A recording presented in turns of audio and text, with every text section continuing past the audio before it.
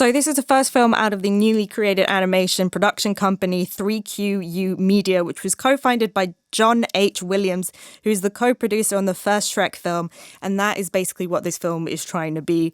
It promises the untold true story of the most famous prince the world has ever known, revealing that the princes of Snow White, Sleeping Beauty, and Cinderella's stories are all the same guy, a Mr. Prince Philippe Charming, voiced by Wilmer Valderrama.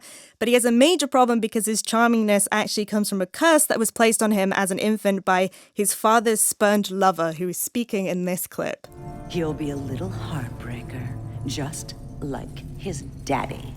In fact, no maiden who gazes into the eyes of the prince will be able to resist his smile. She will believe that the prince is her true love. One by one, he will steal the heart of every maiden in the land. Heartbreak will reign.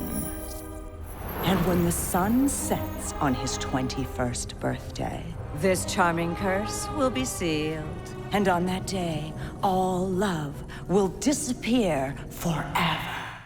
The idea that every woman who looks into his eyes falls instantly in love is aggressively heteronormative, but there we go.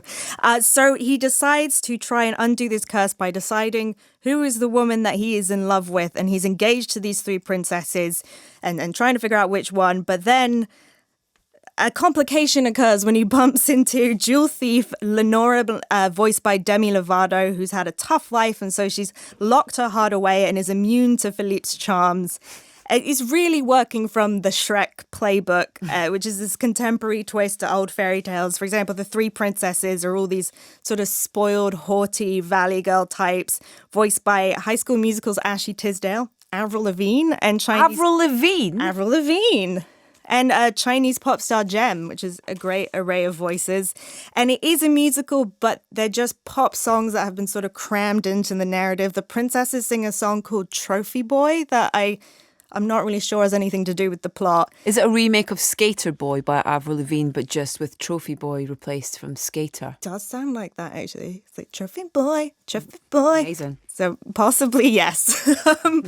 And it attempts to deconstruct the old fairy tales a little bit. So Cinderella remarks that she's the only girl in the entire kingdom with a 6.5 shoe size. And it's one of those films that I think skates really close to outright copyright violation, because there are a lot of elements of this that really just seem very similar to sort of Disney or DreamWorks pictures that have come before. I think the character Philippe really looks like Flynn Rider from Tangled, and he does that smile that's just like the here comes the smolder thing from Tangled. And then there are just 2-second appearances from Belle, Jasmine, and Ariel, which are clearly just the Disney princesses, haven't been altered. It's not a parody, they're just there. Which there's pretty much only one sequence in this film that actually feels original, which is when they get captured by a tribe of giant cannibals who have elongated limbs and pointy teeth. But the way that they're depicted, unfortunately, it's a lot of body paint and sort of neck rings, so it makes them look like a very weird stereotype of indigenous tribes. So it's a little bit ugh. But then that is the only original bit, and there's one character that's voiced by Sia, so you do just get a Sia song in the middle, which is quite nice, but not really worth that entire sequence. Yeah. And so there's nothing aggressively bad about it. It just feels like you're watching echoes of other movies.